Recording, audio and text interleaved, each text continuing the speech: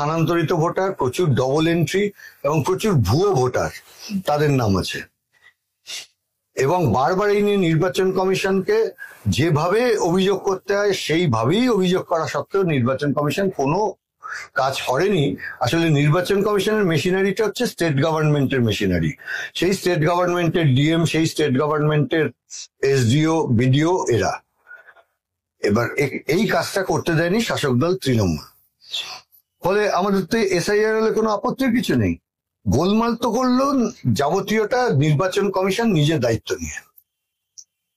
এর আগে 2002 সালে একদম সরকারি নোটিফিকেশন দিয়ে নির্বাচন কমিশন বলেছিল নাগরিকত্ব যাচাই করা আমাদের কাজ না, ভোটার তালিকা পরিশুদ্ধ করা আমাদের কাজ। এবার কারোর নাগরিকত্ব নিয়ে যদি প্রশ্ন থাকে তাহলে ওরা মিনিস্ট্রি অফ হোম অ্যাফেয়ার্স, অর্থাৎ যেটাকে আমরা বলি স্বরাষ্ট্র দপ্তর, যাদের কাজ হচ্ছে নাগরিকত্বের সম্পর্কে চূড়ান্ত সিদ্ধান্ত করবার, তাদের কাছে জানতে চাইবেন যে এক্স কি ভারতের নাগরিক, ওয়াই কি ভারতের নাগরিক। তারা যা উত্তর দেবেন সেটাই। এই কোনো অধিকারই নেই নির্বাচন কমিশনের কে নাগরিক আর কে নাগরিক নয় এটা নির্ধারণ করবার। ওটা একমাত্র করতে পারে স্বরাষ্ট্র দপ্তর। এখন সেই কাজটা করবার জন্য এই আতঙ্ক তৈরি করেছে নির্বাচন কমিশন। যেমন 2002 এর সঙ্গে তফাৎ কোথায়?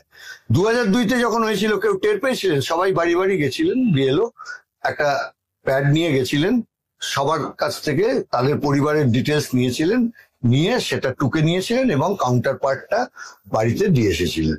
কোথাও কোনো হইচই হয়নি। রেশন কার্ড কারোর থাকলে দেখিয়েছেন, কারোর জমির দলিল থাকলে দেখিয়েছেন, কারোর পাসপোর্ট থাকলে দেখিয়েছেন। তখন তো আধার কার্ড ছিল না, তাহলে আধার কার্ডের প্রশ্নও নয়, ইত্যাদি ইত্যাদি যা যা দেখাতে হয় তা দেখিয়ে সবার নাম হয়ে গেছে, কারোর কোনো অসুবিধা নেই। এইবার হঠাৎ ওদের মনে হলো 2002-কে আমি ভিত্তিবর্ষ ধরবো।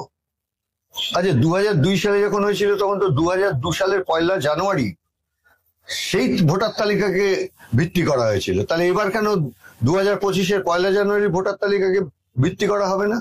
যদি পরিশুদ্ধই করতে চায় তাহলে 2025-এর 1 জানুয়ারির ভোটার তালিকাটাকে পরিশুদ্ধ করুক, তাহলেই তো মিলে যাবে। এত গোলমালের তো কোনো দরকার ছিল না, মানুষের এত হয়রানির তো কোনো দরকার ছিল না। কজন খুঁজে পাবে 2002 সালে তার নাম ভোটার তালিকা ছিল কিনা? তারপর ডিলিমিটেশন হয়েছে, কেন্দ্র পরিবর্তন হয়ে গেছে, সেই বুথ আর এই বুথ নেই, তার মধ্যে কোনো মিল নেই। একজন ছিলেন পুরুলিয়াতে, তিনি চলে এসছেন দমদমে, কেউ ছিলেন দমদমে, তিনি চলে গেছেন এখন বসিরহাটে, কেউ ছিলেন বসিরহাটে, তিনি চলে গেছেন ক্যানিং এ, কেউ ছিলেন পুরুলিয়ায়, চলে গেছেন দার্জিলিং এ। মানুষ কি দৌড়ে বেড়াবে? এইটা কি নির্বাচন কমিশনের কাজ? আসলে নরেন্দ্র মোদীদের উদ্দেশ্য হচ্ছে বিভিন্ন সময় মানুষকে হয়রানি করাও, আতঙ্কগ্রস্ত করো। নোটবন্দিতেও মানুষকে লাইনে দাঁড় করিয়েছেন, এটাকে আধারের সঙ্গে ব্যাংক লিঙ্ক, মানুষ গিয়ে আবার লাইনে দাঁড়িয়েছে। এখন 2002 ভিত্তিবর্ষ করে আবার মানুষকে লাইনে দাঁড় করাচ্ছে, যার কোনো প্রয়োজনই ছিল না। ভোটার তালিকা পরিশুদ্ধ করার সঙ্গে নির্বাচন কমিশনের এই পদক্ষেপের কোনো যোগই নেই। আচ্ছা, এ বিষয়ে আপনাদের পার্টির অবস্থান ঠিক কি এবং কেন, এবং মানে আপনারা কিভাবে মানুষের পাশে দাঁড়াচ্ছেন, মানে এতে পার্টির এসআইআর চলাকালীন পার্টির ভূমিকা কি? আমি আগেই বলেছি, ভোটার তালিকা পরিশুদ্ধ করার প্রশ্নে নির্বাচন কমিশন যে পদক্ষেপই নিক না কেন সেই পদক্ষেপের সঙ্গে আমরা থাকি এবং সেই দাবি তো আমাদের। কিন্তু ভোটার তালিকা পরিশুদ্ধ করবার নামে নাগরিকত্বের প্রশ্ন এনে মানুষের মধ্যে আতঙ্ক তৈরি করবার যে চেষ্টা করছে, আমরা তার বিরুদ্ধে। আমরা ওই জন্য বলেছি প্রতিটি পাড়ায় আমাদের যারা স্বেচ্ছাসেবক আছেন তাদের টেবিল চেয়ার পেতে তারা বসবেন। তারা ভোটার তালিকা নিয়ে যখন বিএলওরা বাড়ি বাড়ি যাবেন তখন আমাদের বিএলএরা তাদের সঙ্গে যাবেন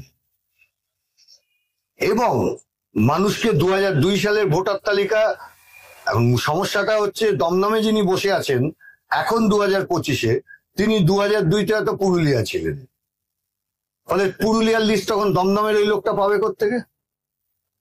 তা আমরা বলেছি আমাদের ভলান্টিয়াররা টেবিল নিয়ে বসবে, চেয়ার নিয়ে বসবে, মানুষকে এই কাজে সহযোগিতা করবে যাতে তাদের হয়রানি না হয়। এবং যে 12টা নথির কথা বলা হয়েছে, এখানেও একটা ইন্টারেস্টিং মজার ব্যাপার আছে। নির্বাচন কমিশন কি চায়, 11টা নথির কথা ওরা বলেছিল, এবং এই 11টা নথির মধ্যে কিন্তু ভোটার আই কার্ড নেই। এই 11টা নথির মধ্যে কিন্তু আধার কার্ড ছিল না।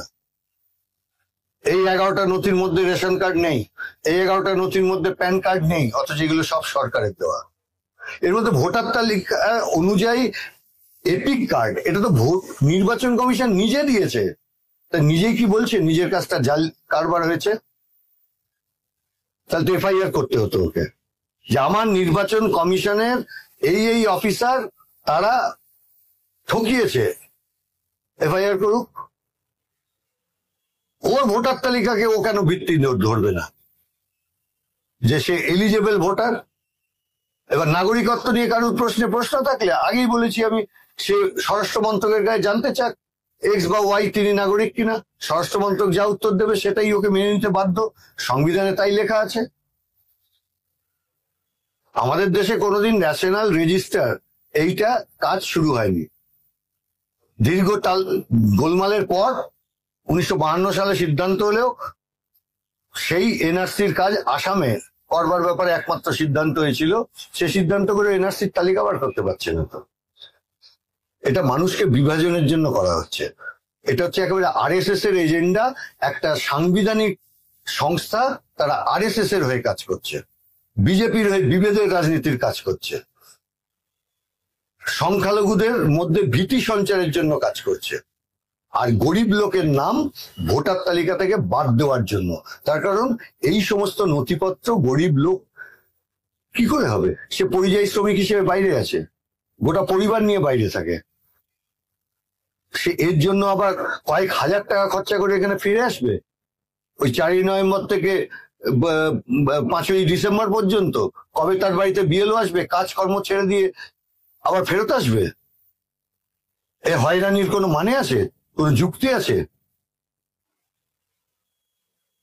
সেই জন্য আমাদের কথা হচ্ছে নির্বাচন কমিশন মৃতদের নাম বাদ দিক, যারা স্থায়ীভাবে বাসস্থান পরিবর্তন করেছে তাদের নাম বাদ দিক, ডবল এন্ট্রি যা আছে সেইটার নাম বাদ দিক, এবং ভুয়ো ভোটার যারা আছে, অর্থাৎ যাকে বলা হয় আনট্রেসড, সেই ভুয়ো ভোটার তাদের বাদ দিক।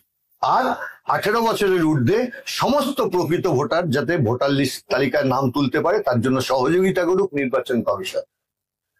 এবার একটা অদ্ভুত কথা বলছে, তথ্য সংগ্রহের যে ফর্ম, সেই তথ্য সংগ্রহ ভোটার তালিকা তৈরির দায়িত্ব সংবিধানের 324 থেকে 329 নম্বর ধারায় যা যা লেখা আছে, ভোটার তালিকা তৈরি থেকে নির্বাচন সুসম্পন্ন করবার প্রশ্নে গোটা দায়িত্ব দেওয়া আছে নির্বাচন কমিশনকে। এখন ওরা সেটা মানুষের ঘাড়ে ঠেলে দিচ্ছেন। এনিউমারেশন ফর্ম তোমাকে ফিল আপ করতে পারছে, যদি কারোর বাড়িতে বিএলও না যায়। ওরাই সিদ্ধান্ত করেছে 3 বার করে একটা বুথে একজন বিএলও যাবেন। পশ্চিমবাংলায় 1,05,000 বুথ, 3 বার মানে একটা বুথে গড়ে 250 পরিবার থাকে, কোনো কোনো বুথে তার চেয়ে বেশি আছে। এবার 3 বার যাওয়া মানে 750। এটা সম্ভব? 750 মানুষের কাছে বিএলও যাবে মাসের মধ্যে? তাহলে একটা সামগ্রিক বিশৃঙ্খলা তৈরি হবে। বহু গরিব মানুষ তারা এই ডকুমেন্ট গুলো দেখাতে পারবে না বলে তার নাম বাদ যাবে। ওদের উদ্দেশ্য হচ্ছে গরিব মানুষকে তাদের নাম আমরা তুলতে দেবো না, আর সংখ্যাগুরুদের মধ্যে একটা স্থায়ী বিভাজন তৈরি করো। অনুপ্রবেশকারী নাকি এত বেড়ে গেছে, তার জন্য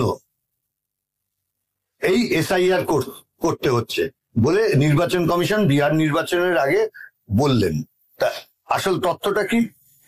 বিহারে যে 65 লক্ষের কিছু বেশি ভোটারকে চিহ্নিত করেছে এসআইআর, তার মধ্যে 22 লক্ষ মৃত, 35 লক্ষ নিখোঁজ, 7 লক্ষ ভোটার তালিকায় নাম এসছে 2 বার, এবং 1,20,000 ফর্ম খতিয়ে দেখা হচ্ছে। অনুপ্রবেশকারীটা কে? ওই একজন অনুপ্রবেশকারীর নামও তো সেখানে নেই। আর প্রধানমন্ত্রী আর স্বরাষ্ট্রমন্ত্রী বক্তৃতা করে বেড়াচ্ছেন ঘুষপেটিয়া বলে। পশ্চিমবাংলায় নাকি বাংলাদেশ থেকে এসে মুসলমানরা জনসংখ্যার পরিবর্তন ঘটিয়ে দিয়েছে? আমি আপনাদের তথ্য তুলে দেখিয়ে দিতে পারি। পশ্চিম বাংলায় জনসংখ্যার যে শতাংশের মানুষ ছিলেন সেই সময়তে মুসলমান জনসংখ্যা, তার চেয়ে বিশেষ হেরফের হয়নি। যদি এত লোকই ঢুকে থাকতো তাহলে তো মুসলমানের পার্সেন্টেজ বেড়ে যেত, তা তো বাড়েনি। দু চারজন যদি ঢুকে থাকে তাকে স্বরাষ্ট্র মন্ত্রক কেন চিহ্নিত করতে পারছে না? অমিত শাহ করছেন কি ওখানে? 14 সাল থেকে বসে আছেন নরেন্দ্র মোদী, কেন তাদের ধরছেন না? ঢুকছেই বা কি করে? ওর বিএসএফ করছে কি? আর এই মৃত এবং ভুয়োদের নাম বাদ কেন যাচ্ছে না? নির্বাচন কমিশনকে তো তার জবাব দিতে হবে। এখানেই তো তৃণমূলের বিজেপির বোঝাপড়া। ডায়মন্ড হারবার কেন্দ্রে বুথ পিছু 75 থেকে 100 জন পর্যন্ত মৃত, স্থানান্তরিত এবং ভুয়ো ভোটার আছে। এর তালিকা জমা দেওয়া হয়েছে। এবার যাতে বিএলও নিয়োগ না করতে পারে তার জন্য পুলিশ থ্রেট করছে। ফলতায় পুলিশ থ্রেট করছে, কেউ বিএলও হতে পারবে না। ডায়মন্ড হারবারে পুলিশ থ্রেট করছে, কেউ বিএলও হতে পারবে না। এই ভাইপোর সঙ্গে যদি বোঝাপড়া না হয়ে থাকে অমিত শাহ, কখনো হতে পারে এই জিনিস? ভিডিও বলছে কারোর বিএলও নেওয়া যাবে না, নির্দেশ আছে আমাদের কাছে ডায়মন্ড হারবার কেন্দ্রে। ফলে তৃণমূল আর বিজেপি বোঝাপড়া করে ভোটার তালিকা পরিশুদ্ধ নয়, আসলে মানুষের মধ্যে একটা আতঙ্ক তৈরি করে, বিভাজনের রাজনীতি তৈরি করে মানুষের মনকে বিষিয়ে দেওয়ার জন্য এসআইআর কে ব্যবহার করা হচ্ছে। আমরা, আমাদের যারা স্বেচ্ছাসেবক, তারা পাড়ায় পাড়ায় এই জন্যই টেবিল পেতে বসবেন যে মানুষকে বলবেন আতঙ্কিত হওয়ার কোনো কারণ নেই, আপনার যা যা সহযোগিতা লাগবে তা আমরা খুঁজে বার করব। আমাদের প্রত্যেকের দায়িত্ব, যতই তৃণমূল গরিবের নাম বাদ দেওয়ার চেষ্টা করুক অথবা বিজেপি গরিবের নাম বাদ দেওয়ার চেষ্টা করুক, নির্বাচন কমিশনার এবং তার মেশিনারিকে ব্যবহার করে আমাদের রুখে দাঁড়াতে হবে এবং সেই গরিব মানুষকে নিয়ে দরকার হলে ঘেরাও করবে সংশ্লিষ্ট নির্বাচনী আধিকারিককে। আচ্ছা, তৃণমূলের রাজনৈতিক অবস্থানের যে বিরোধিতা, সেটা ঠিক কোন জায়গায়, আপনাদের সাথে ঠিক কোন জায়গায়? ও তো এই জন্য চাইছে না যাতে পরিশুদ্ধ মানে কি মৃত ভোটার বাদ যাবে, পরিশুদ্ধ মানে কি স্থায়ীভাবে স্থানান্তরিত যিনি তার নাম বাদ যাবে, যার ডবল এন্ট্রি আছে তার নাম বাদ যাবে, যার কোনো অস্তিত্ব নেই তার নাম বাদ যাবে।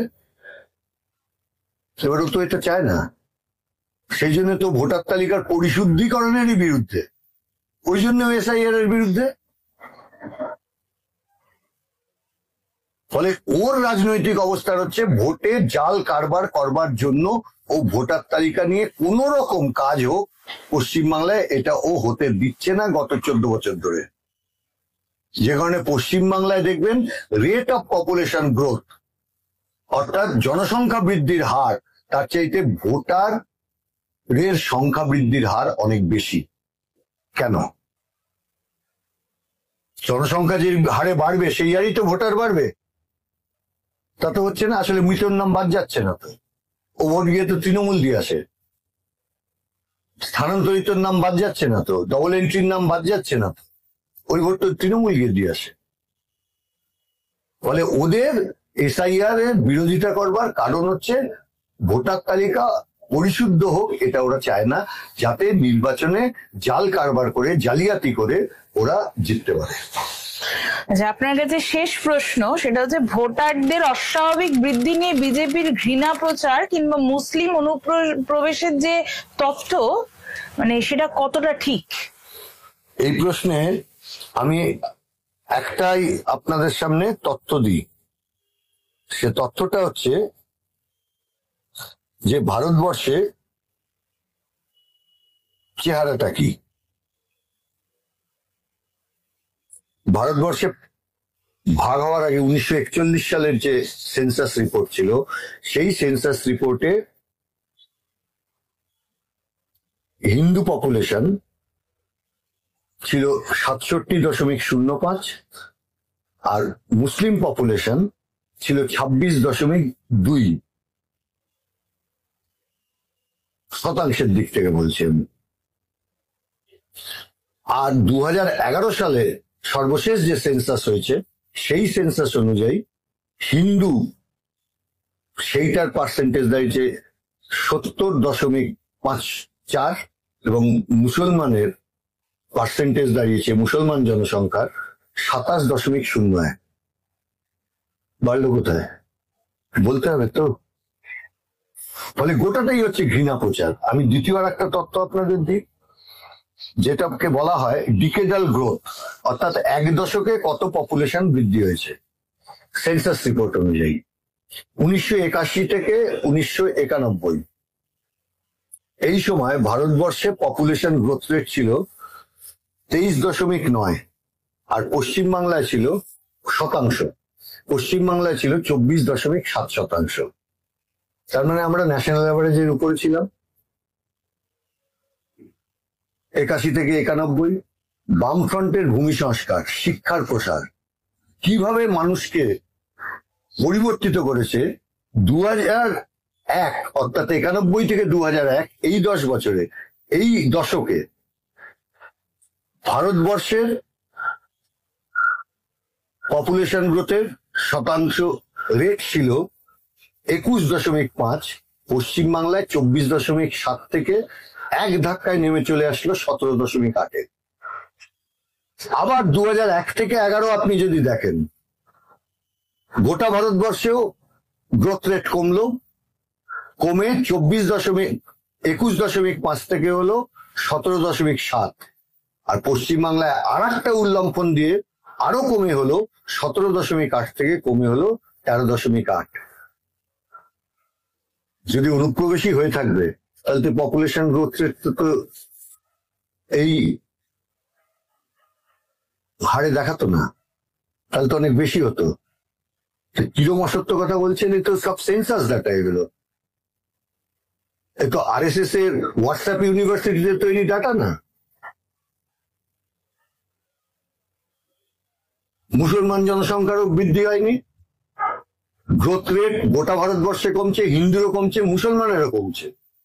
বহু রাজ্য আছে যেখানে হিন্দুর যে বার্থ রেট আছে তার চাইতে মুসলিমদের বার্থ রেট অনেক কম। তার মধ্যে উল্লেখযোগ্য একটা রাজ্য হচ্ছে উত্তরপ্রদেশ। তাহলে এই যে বলা হয় যে এখনই কিছু ব্যবস্থা মুসলমানদের না তাড়ালে ভবিষ্যতে ভারতবর্ষেও মুসলমানরা দখল করবে, কোথায় পপুলেশন গ্রোথ পার্সেন্টেজে তো কোনো চেঞ্জ নেই। বরঞ্চ হিন্দু ছিল 67%, 41 সালে সেটা হচ্ছে 70%। ফলে গোটাটাই হচ্ছে একেবারে মিথ্যা প্রচার, অসত্য প্রচার। এবং দুঃখের কথা হচ্ছে ভারতবর্ষের সাংবিধানিক সংস্থাগুলোকে এই অপরাধী বানাবার মতো করে কাজ ব্যবহার করা হচ্ছে। নির্বাচন কমিশনকে তো বিশেষ ক্ষমতা দিয়েছে সংবিধান। প্রথম যিনি ছিলেন নির্বাচন কমিশনার, মুখ্য নির্বাচন কমিশনার সুকুমার সেন, তিনি তো পাইওনিয়ার ভারতবর্ষে গণতন্ত্র নিয়ে আসা। পৃথিবীর কোন দেশে সিম্বল সিস্টেম ছিল না, ভারতবর্ষে কেন উনি সিম্বল সিস্টেম তৈরি করলেন? কারণ ভারতবর্ষের মানুষ নিরক্ষর। কমিউনিস্ট পার্টির ক্যান্ডিডেট বলে কারুর নাম যদি লেখা থাকতো, পড়তে পারে না মানুষ, তাহলে বুঝবে কি করে কে কোন দলের? আমাদের দেশের দলভিত্তিক গণতন্ত্র আছে, আবার ব্যক্তিগত গণতন্ত্র আছে। অর্থাৎ দলের নিরিখেও ভিত্তিতেও দাঁড়াতে পারেন কেউ, একা একাও কেউ দাঁড়াতে পারেন। সেই জন্য চালু করা হয়েছিল সিম্বল, যাতে নিরক্ষর মানুষ বোঝেন এটা কমিউনিস্ট পার্টির সিম্বল, কি এটা কংগ্রেসের সিম্বল, কিংবা এটা জনসংঘের সিম্বল, কিংবা অন্য অন্য পার্টির সিম্বল, অথবা নির্দলের সিম্বল। এইভাবে ভারতবর্ষের গণতন্ত্রকে শক্তপোক্ত করবার কাজ অতীতে নির্বাচন কমিশন করেছে।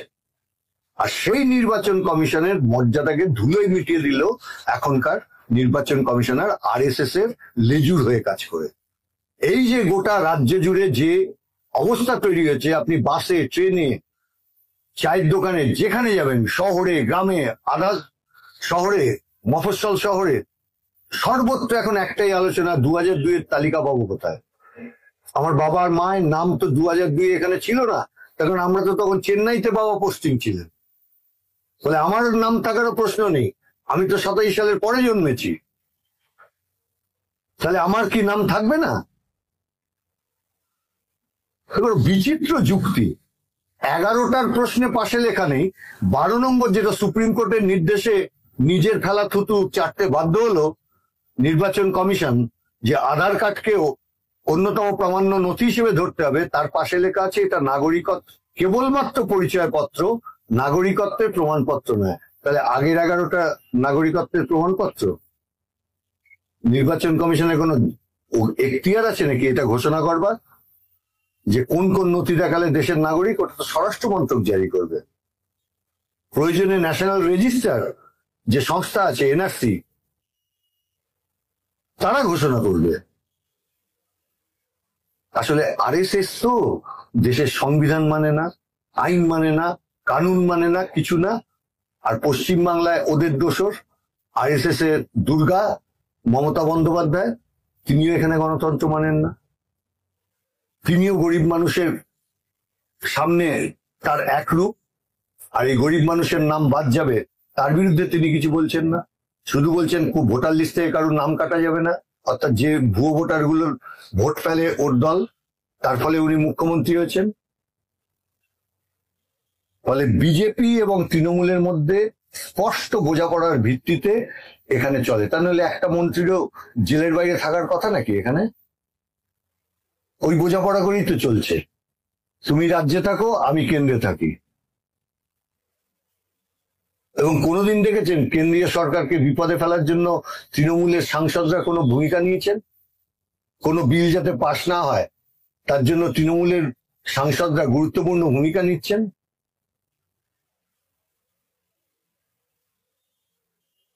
ফলে আমাদের যে বিরোধিতা আর তৃণমূলের বিরোধিতা এক নয়। তৃণমূল আর বিজেপি আপনি আলাদা করে দেখতে পাবেন না, তার কারণ আরএসএস এর গর্ভেই জন্ম হয়েছে তৃণমূল। তৃণমূল পার্টিটাই তৈরি করা হয়েছিল কংগ্রেসকে ভাঙবার জন্য আরএসএস এর বুদ্ধিতে, যে কারণে এই পার্টির সিম্বল অ্যালটমেন্ট, তার জন্য চিঠি দিয়েছিলেন কে? এল.কে. আদবানি। কমিউনিস্ট পার্টির হয়ে চিঠি তো কোনো জনসংঘের নেতা বা কংগ্রেসের নেতাকে দিতে হয়নি।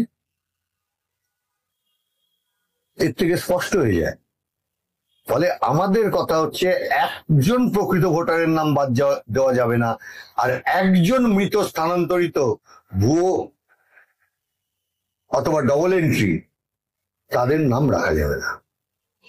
আপনার সমস্ত তথ্যে মানে আরেকটা প্রশ্ন মনে জাগছে, সেটা হচ্ছে তার মানে এই পদ্ধতিটার মধ্যে পার্থক্য রয়েছে, আগের পদ্ধতিটা এখনের পদ্ধতিটা, তো এই পার্থক্যটা অ্যাকচুয়ালি কি আছে? আমি পার্থক্য যদি বলেন তাহলে নির্দিষ্ট করে বলি, সে মূল তালিকা কোনটা বেস ভোটার লিস্ট হবে। 2002-এ বলা হয়েছিল 2002-এর 1 জানুয়ারি যে ভোটার তালিকা পাবলিশ হয়েছে তার ভিত্তিতেই এই বিশেষ নিবিড় যে সংশোধন সেই প্রক্রিয়া হবে, এবং এটাই বরাবর হয়ে এসছে। এর আগে যতবার এই ধরনের কাজ হয়েছে, হঠাৎ এই বছর বলা হলো যে না, সর্বশেষ যে নিবিড় সংশোধনের কাজ হয়েছিল 2002-তে সেইটা হবে ভিত্তিবর্ষ। তার ফলে তো মানুষের এত হয়রানি। দ্বিতীয় পার্থক্য কি? সমস্ত ভোটারের জন্য যে বাধ্যতামূলক নথি, সেই নথি প্রথমে এখানে জমা করবে না। ওখানে একবারই হয়েছিল, প্রথমেই তোমায় নথি জমা করে দিতে হবে, দেখিয়ে দিতে হবে। প্রথমে এখানে এনিউমারেশন একটা ফর্ম যেটা নিয়ে বিএলওরা যাবে, সেইটা ভর্তি করতে হবে। যাদের নাম শেষ এসআইআর অর্থাৎ 2002-এর তালিকার সঙ্গে মিলে যাবে ম্যাপিং করে, তাদেরটা ঠিক আছে, আর যাদের মিলবে না তাদের সবাইকে নোটিশ দেওয়া হবে এবং নথি জমা দিতে বলা হবে। জটিল করে দিল গোটা প্রক্রিয়াটাকে। 3 নম্বর কি বলা হয়েছিল? 2003 সালের নির্দেশিকা, আমি কোট করছি, নির্বাচন কমিশনের যে নির্দেশিকা ছিল, নাগরিকত্ব নির্ধারণ করা গণনাকারীর কাজ নয়। এনিউমারেটরদের ইনস্ট্রাকশন দিয়েছিল, তুমি নাগরিকত্ব যাচাই করতে যাচ্ছ না, সে প্রকৃত ভোটার কিনা, যে যার নাম ভোটার তালিকায় আছে সে লোকটা এক্সিস্ট করে কিনা, এইটা দেখাই তোমার একমাত্র কাজ। আর এইবার কি বলা হচ্ছে? এইবার বলা হচ্ছে পুরনো, যাদের নাম পুরনো তালিকার সাথে লিঙ্ক করা যাবে না তাদের যোগ্যতা প্রমাণ করতে হবে। আমাকে যোগ্যতা প্রমাণ করতে হবে যে আমি নাগরিক। আরে আমি নাগরিক যদি না হই তাহলে তো সরকারকে প্রমাণ করতে হবে। যেমন আমাকে যদি পুলিশ ধরে নিয়ে যায় তাহলে পুলিশকে প্রমাণ করতে হয় যে আমি চুরি করেছি না ডাকাতি করেছি না কি অপরাধ করেছি। এখানে বলছে না, তুমি অপরাধী এবং তোমাকে প্রমাণ করতে হবে যে তুমি অপরাধী নও। এরপরে কি মূলত আগের বার পুরনো তালিকার ক্ষেত্রে কি করা ছিল, রাজ্যের মধ্যেই তালিকা, অর্থাৎ তামিলনাড়ুর তালিকার সঙ্গে মেলানো হয়নি, রাজ্যের যে তালিকা সেই তালিকার সঙ্গে মেলানোর কাজ করা হয়েছিল। তাতে কিছু মিলেছিল কিছু মেলেনি, এটা সবসময় হতে বাধ্য। এইবার বলা হচ্ছে গোটা ভারতবর্ষে ভোটার তালিকার সঙ্গে ম্যাচ করানো হবে। কারণ আগের বার এই সমস্যা, তার আগেও এই সমস্যা হয়েছে। চেন্নাইতে ছিলেন, বিয়ে হয়ে এখানে এসেছেন, অথবা চেন্নাইতে কাজের সূত্রে ছিলেন, এখন এখানে ফিরে এসেছেন। এই ধরনের যারা আছে তাহলে তো তখন ছিল 2002 সালে চেন্নাইতে নাম ছিল কিনা সেইটা এখন বলা হচ্ছে যে ম্যাপিং এ, অথবা তার নিজের বা আত্মীয়, এখানে দেখবেন রিলেটিভ লেখা আছে, কিন্তু রিলেটিভ মানে আসলে বাবা মা, অন্য আত্মীয়ের নাম থাকলে হবে না, জ্যাঠা কাকার নাম থাকলে হবে না, বাবা অথবা মার নাম থাকতে হবে। সেই জন্যে অল ইন্ডিয়া ডেটাবেসকে এরা ব্যবহার করবে। 2003 সালে এই কাজ হয়েছিল 6 মাসের বেশি সময় ধরে, আর এইবার বলছে 4ই নভেম্বর থেকে শুরু হবে, 5ই ডিসেম্বর শেষ হয়ে যাবে। 750 বাড়ির যাচাই নাকি হয়ে যাবে। এটা সম্ভব কোনোদিন?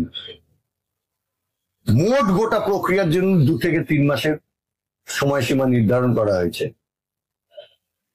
একটা চূড়ান্ত অব্যবস্থা তৈরি শুরু হয়ে গেছে গোটা রাজ্য জুড়ে।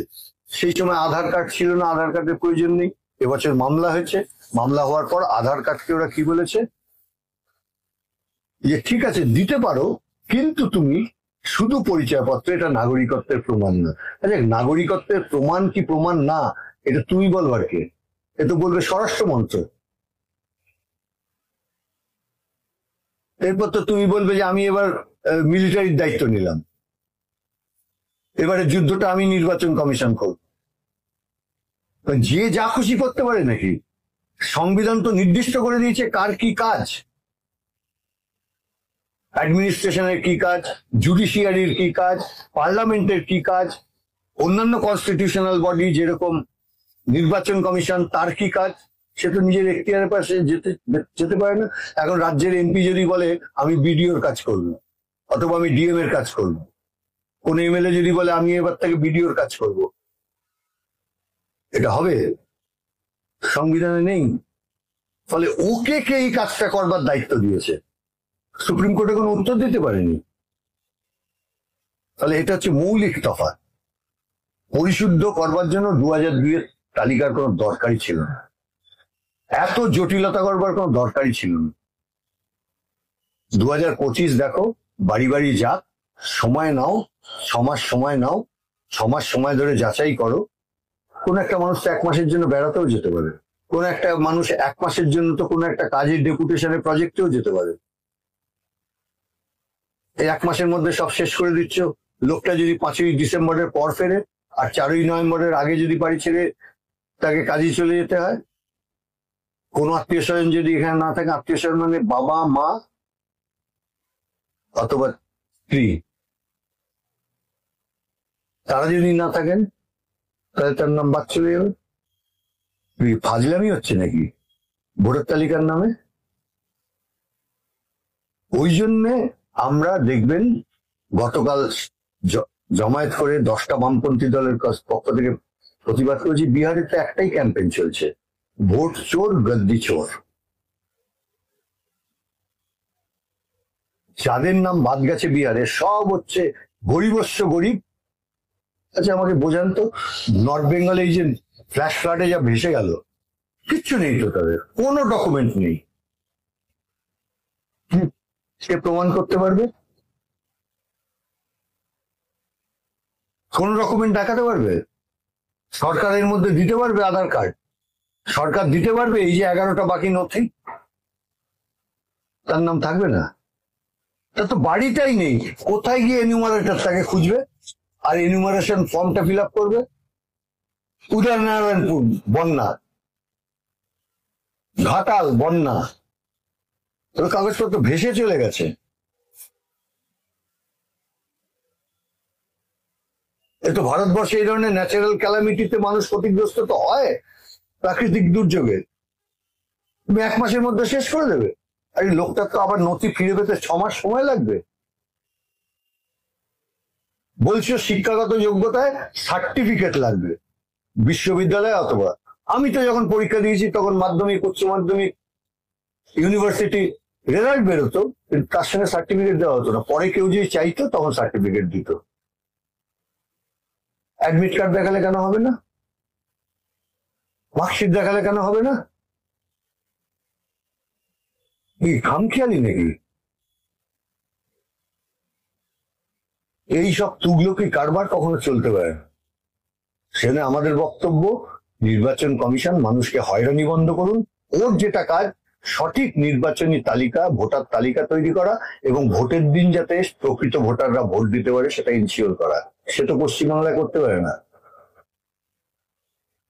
পুলিশ মিলিটারি কোনো কিছু নামিয়ে তো করতে পারে না। তার কারণ পুলিশ মিলিটারি নামিয়ে কি হবে? সব দুর্বৃত্ত তো জেলের বাইরে। দুর্বৃত্তরাই তো রাজ্য চালাচ্ছে, দুর্বৃত্তরাই তো থানা চালাচ্ছে, তারাই তো ভোট লুট করে। ডায়মন্ড হারবার লোকসভা কিন্তু তো পুলিশ আর বিডিওরা মিলে ভোট লুট করেছে। এত কমপ্লেন গেল, একটা ব্যবস্থা নিয়েছে নির্বাচন কমিশন, তার কারণ ভাইপোর সঙ্গে পিসির সঙ্গে বোঝাপড়া, তাহলে কোনো ব্যবস্থা হবে না। উল্টে অভিযোগ জানাতে গেছে যখন, তখন অবজারভার যিনি নির্বাচন কমিশনের পক্ষ থেকে এসছেন, তিনি সিপিআইএম প্রার্থীকে বলছেন তোমায় গ্রেপ্তার করিয়ে দেবো বেশি কথা বললে, অন রেকর্ড। এই তো চলছে পশ্চিমবাংলায়। সেই জন্যই আমরা বলছি আমাদের অনেক বেশি সতর্ক হতে হবে, যাতে কোনো গরিব মানুষের নাম বাদ না পড়ে, কোনো মানুষের ধর্ম, জাত, ভাষা তার ভিত্তিতে নাম না বাদ পড়ে। প্রাকৃতিক দুর্যোগে ক্ষতিগ্রস্ত মানুষ যাদের নথিপত্র হারিয়ে গেছে তাদের নাম যেন বাদ না পড়ে, তার জন্য আমাদের সতর্ক থাকতে হবে। আর যদি সেটা বাদ দেওয়ার চেষ্টা করে নির্বাচন কমিশন, লড়াই হবে।